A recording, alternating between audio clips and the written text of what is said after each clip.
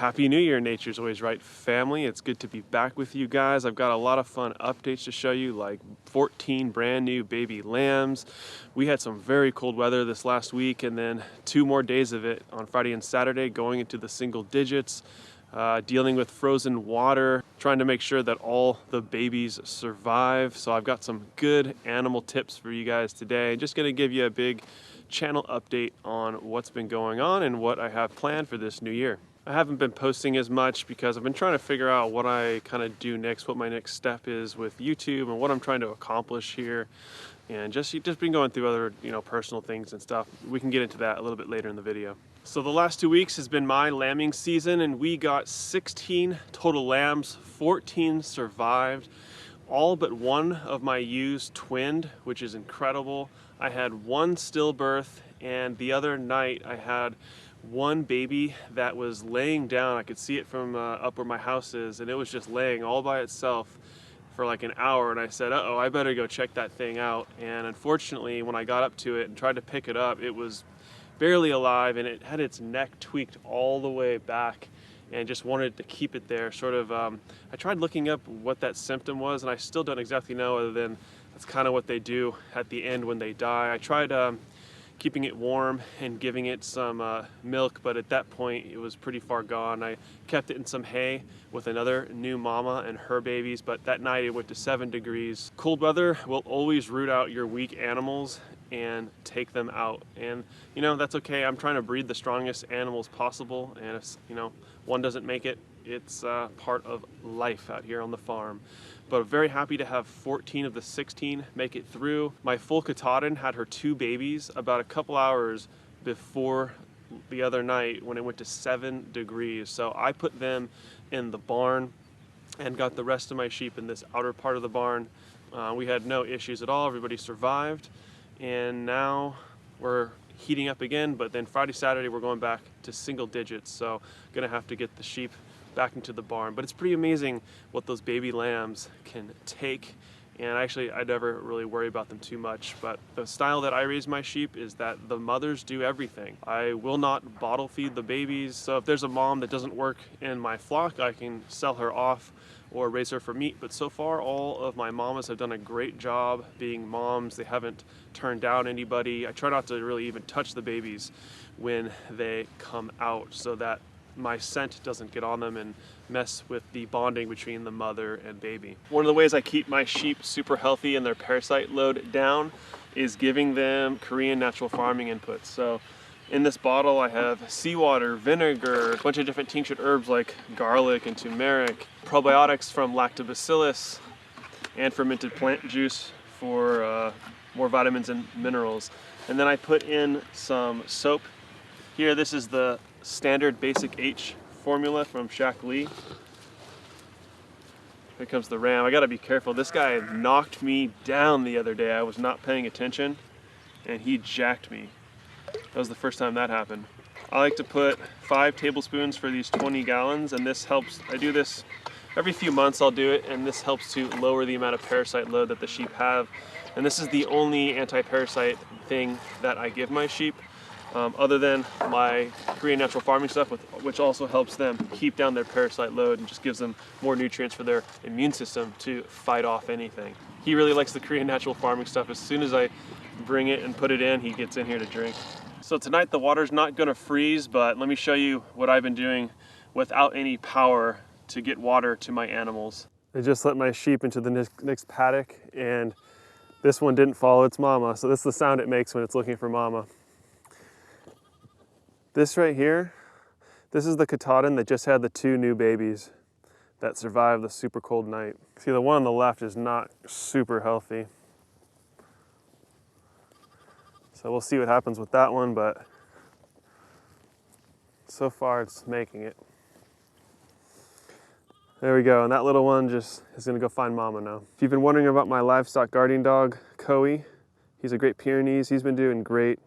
No issues at all with him, and he does great with the baby lambs. He never makes any mistakes anymore, just protects them. So if we're gonna get a couple days of single digit or teens and it's not gonna go back up above freezing, I fill up a 50-gallon drum of water, because The top of the water will freeze, but underneath won't. And what I can do the next day is just take a steel rod like this and break through part of the ice to get to the water underneath, pull the ice out, put a bucket in, and then I can take that to my animals. And then I also have water staged up in my garage that won't freeze there. So just in case, I've got another over 50 gallons stored in case the storm goes on longer, or I have a water line break or any other issue. I do have an emergency water backup.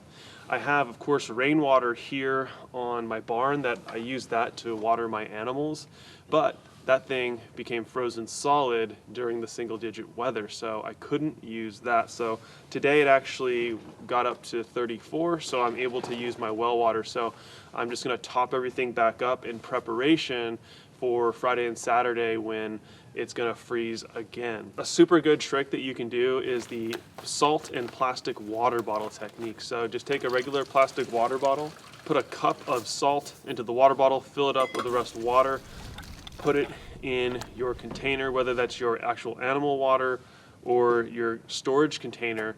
That water is not going to freeze because of the salt in there, and that will break the surface of the water and prevent this water from freezing as well. I mean, if it gets really cold, it's going to freeze no matter what, but it can help you out in those below freezing temperatures and slow down the freezing process at the very least. Save that water bottle and use it whenever you have freezing temperatures.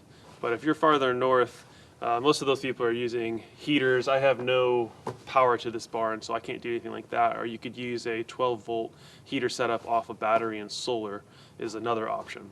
I recently sold 3 of my sheep, 1 ram that was really nice looking to my friend who hazed my field, and then 2 ewes to my friends I met at a Korean natural farming class. So it's been fun to see kind of how much I can make selling the live animals versus if I was to sell meat. And selling live animals is just a much easier process. Yes, I could probably make another 150, 200 selling the meat directly to customers, but it's also the ease of just selling the animal and being done with it, and selling them earlier on in their life versus raising them out a full year has a lot of benefits to it, especially when I only have about 7 acres to raise my sheep on. And before I sold them, I had 31 sheep, but I have 28 out here now because I got the 14 new babies. My little animal pen out here works really well for catching the sheep, but I just use my crook. It's not easy, but you can get them. I wish I had a chute system. That's the ultimate for setting up and grabbing your sheep. I also was able to harvest and eat my first lamb a few months ago. I just finished up and had the ribs the other night.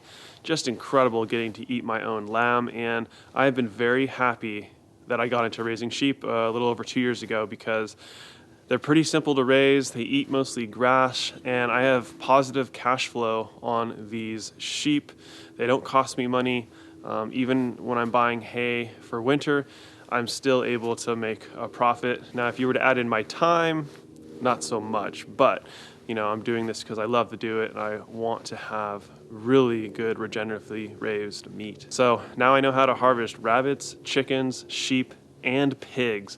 I'm no expert, but if I need to, I can harvest any of those animals, cut it up into pieces and get it into my freezer, make bacon, make sausage. I made turkey sausage recently with the last couple of my turkeys. I had a turkey that we raised for Thanksgiving. That was delicious. So yeah, the last over 3.5 years I've been on this property now, it has been all about learning to raise, slaughter, and cook my own animals from baby to adult, and it's been quite the experience. It's expanded me as a farmer in so many different ways I can't even tell you. So I can't recommend enough that you get into raising more animals. If chickens are the only animal that you've ever raised, just layers, then I would recommend getting into raising your own chickens for meat, or maybe even going up to a larger animal like sheep or pigs. It's gonna rain a little bit tonight, and it's gonna be low 30s while it's raining. Since I've got those 2-day-old lambs, I'm gonna let the sheep go into the barn tonight. The other babies would be totally fine. They're 2 weeks old, but those new ones, I worry about them a little bit, so especially that little runt. So we're gonna get them in here to keep them nice and safe and warm. So I'm just scooping out some of their manure because a lot of the parasite issues that happen with sheep is from them laying in their own manure. The parasites crawl on them and get back into them and reinfect them. So you may have noticed I haven't been posting as many videos kind of this whole last year, and there's a few reasons for that, but kind of one of the main reasons is I just kind of been losing a bit of my passion for creating content, trying to figure out, what am I really doing? And I think just, I've been making videos for over 7 years, I think. And once short form content came out about 3 years ago, it's just like you're constantly making things and sharing things about your life. And I don't know, I'm a super introvert, so I just kind of got sick of it. And I was just like, I just don't want to have to share my life anymore, what I'm doing. I just want to farm. I just want to work on stuff. But I think I'm kind of coming out of that now and ready to get back into sharing and helping a lot more people. I think the longer that you do YouTube, the more subscribers that you get, you start making money from it, it becomes a job. Your identity, unfortunately, can kind of get enmeshed with the amount of feedback that you're getting on a video, or negative feedback, or not enough views, or you think you're failing because you didn't get enough views, or the thumbnail's not right, and you start really obsessing over this stuff. I've seen a lot of other YouTubers this year come out and either change their YouTube or quit or do a lot of different things. I think it's kind of interesting. A lot of us who've been doing YouTube for a little while have been going through similar kind of mental and work related issues with it. So I want to come back to YouTube this year with a lot more intention of what I'm trying to accomplish here, and try to bring back some of that original passion that I had when I started YouTube. And every single video that I made was just so much fun, rather than focusing on, oh, is the title right? Am I gonna get enough views? Is this a good video? All those different things that happen when something that you love doing eventually becomes a job and it's no longer fun. I want to bring back that fun to making videos. I can probably get deeper into that in a future video, explain more about what's been going on with me personally and different things. But yeah, I just got to get back to the focus of really trying to provide value and helping you guys, which is the whole reason I started my channel, to teach people how to grow the most nutrient-dense food possible. I think I'm going to do a lot more tour videos. I really like making those, and I know that you guys really like them too. So I think they're some of the most helpful things that I'm able to put out for you guys. And I don't know, I'm sure some of you guys know I've been working on this natural chicken raising course for way too long, and it will be out by the end of January. I'm just putting some finishing touches on it, and then it'll come out. So sign up for my email list down below if you want to get notified when it comes out. And speaking of chickens, all my chickens are doing amazing. I've got French black copper Morans, and they're, I don't know, they might be my new favorite chicken. I just love their brown colored eggs. Shout out to Nick Ager over at Back to Eden Gardening. I was talking to him about chickens, and he's just like, dude, you got to try them. They're like my favorite. And I've been very, very happy with them. And just like their eggs, the shell is always super hard. So they just prove to me that they're very, very good foragers, free rangers, and their eggs come out beautiful, super dark yolk. So it's another breed I would definitely recommend, and my coop's doing fantastic. I got a lot of chicken content that'll come out soon after I put out my course. I don't know if you have any suggestions for me about what you want to see from me here on YouTube. I'd like to do some more lives with you guys as well. I do really enjoy making those. I was hoping I was going to get high-speed internet out here, and I still haven't gotten it. They actually ran fiber in my area, but they haven't been able to hook it up to my house yet. So I'm still stuck with my 4G. It's been something that's kind of holding me back from doing more live streams and doing more interesting stuff. Like I've got a microscope. I could show you guys stuff in that. I thought would be pretty cool. I've actually got my fertilizer dropper here that I designed and built. That if you saw that video, I showed some of the microscope stuff of my liquid IMO, and that's really, really cool to look at, all the living organisms that you can grow out and feed back to your soil for very low money. So yeah, just be praying for me out there if you guys know the Lord, that help me to kind of find my way and where I go next with everything, because I may be making some big changes in my life, maybe not.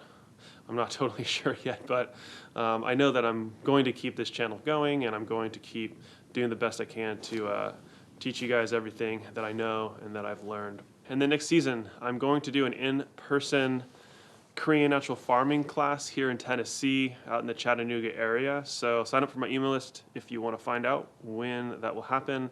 I'm thinking right now June is going to be the best month. That way we have plants that we can harvest to make fermented plant juice, and it'll be warm enough. And we'll see what else I can try to pull off next year. I've definitely got a lot more secret plans in the works that I'm working on. My new website should come out soon. I hope the beginning to this year has been really great for you guys, and I'm excited to share a lot more with you in 2024.